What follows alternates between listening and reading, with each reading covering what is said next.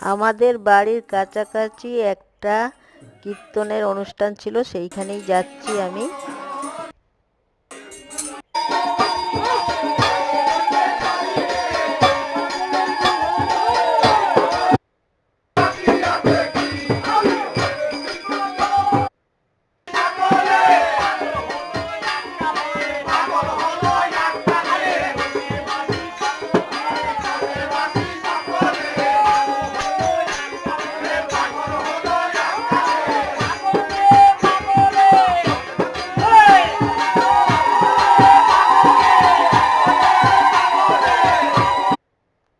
সবশেষে লাস্টে খাওয়া দাওয়া করলাম আমরা। অনেক মানুষই খাওয়া দাওয়া করলো। ডাল ছিল, কচু শুক্তো ছিল, বাঁধাকপি ছিল, অনেক কিছুই।